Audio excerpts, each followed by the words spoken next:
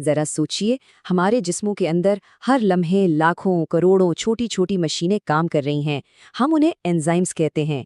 यही मशीनें जिंदगी को रफ्तार देती हैं, लेकिन कभी-कभी इन मशीनों को बंद करना भी बहुत जरूरी हो जाता है। आज हम यही देखेंगे कि हमारा जिस्म और दवाएं इन बायोलॉजिकल मशीनों के लिए ऑफ स्विच कैसे इस्तेमाल करते हैं। अक्सर ये सवाल जहन में आता है ना कि आखिर एक एंटीबायोटिक की गोली जिस्म में जाकर दुश्मन बैक्टीरिया को ढूंढकर नाकारा कैसे कर देती है।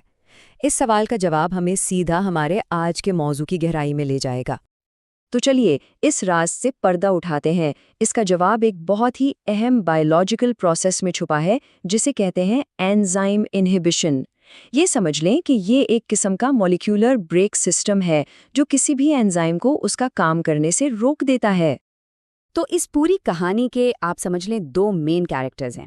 एक है एंजाइम यानी हमारी मशीन, और दूसरा है इनहिबिटर यानी वो जो इस मशीन को रोकने आया है। जब इनहिबिटर एंजाइम से जुड़ता है तो मशीन की रफ्तार या तो सुस्त हो जाती है या फिर वो पूरी तरह से बंद हो जाती है। लेकिन बात यहाँ ख़त्म नहीं होती। किसी एंजाइम को रोकने का सिर्फ एक ही तरीका नहीं है। कुदरत ने इस काम के लिए दो बहुत ही होशियार और अलग अलग हिकमतें अमली बनाई हैं। आइए उन दोनों को एक एक करके समझते हैं। पहली हिकमत अमली है कॉम्पिटिटिव इनहिबिशन। इसको समझने के लिए एक बहरूपिये के बारे में सोचिए। ये एक ऐसा मॉलिक्यूल है जो किसी और का रूप धारकर एंजाइम को धोखा देने की कोशिश करता है। देखें, यहाँ सारा खेल ही शक्लो-शबाहत का है।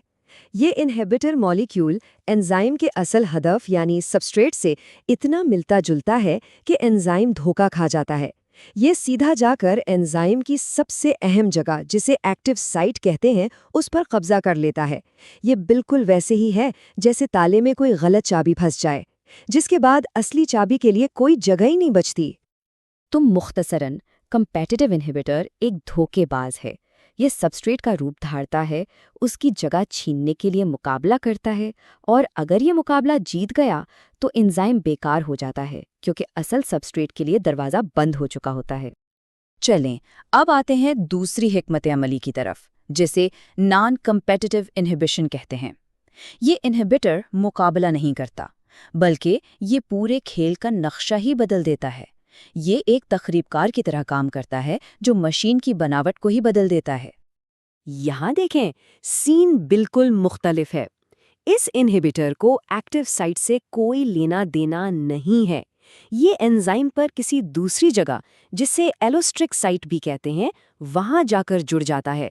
लेकिन इसके जुड़ने का असर पूरे एंजाइम पर पड़ता है। ये एंजाइम की साख्त को इस तरह बिगाड़ देता है कि एक्टिव साइट की शक्ल ही बदल जाती है। तो इसका मतलब क्या हुआ?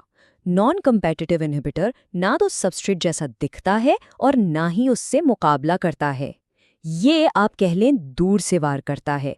ये एंजाइम से जुड़कर उसकी बनावट ऐसी बदल देता है कि असली सबस्ट्रेट उसे पहचान ही नहीं पाता, चाहे एक्टिव साइट खाली ही क्यों ना हो। और ये तस्वीर उन दोनों तरीकों के फ़र्क को बेहतरीन अंदाज में वाज़े कर देती है। एक तरफ कम्पेटिटिव इनहिबिटर ने सीधा दरवाज़ा ही ब्लॉक कर दिया है, दूसरी तरफ नॉन कम्पेटिटिव इनहिबिटर ने ताले की साख्त ही ऐसी बदल दी है कि अब असली चाबी भी इसमें फिट नहीं हो सकती। आइए इस फ़र्क को और वाज़े करते हैं। कम्पेटिटिव में लड़ाई होती है एक्टिव साइट पर, जबकि नॉन कम्पेटिटिव में हमला किसी दूसरी जगह से होता है। कम्पेटिटिव इनहिबिटर सबस्ट्रेट का हम शक्ल होता है, जबकि नॉन कम्पेटिटिव की शक्ल बिल्कुल अलग होती है, और नतीजा एक सबस्ट्रेट को रास्ता नहीं देता और दूसरा ताले को ही नाकारा बना देता है। अच्छा, ये मॉलिक्यूलर लेवल की जो जंग है, ये सुनने में तो बड़ी दिलचस्प है, लेकिन हमारी ज़िंदगी में इसकी क्या अहमियत है?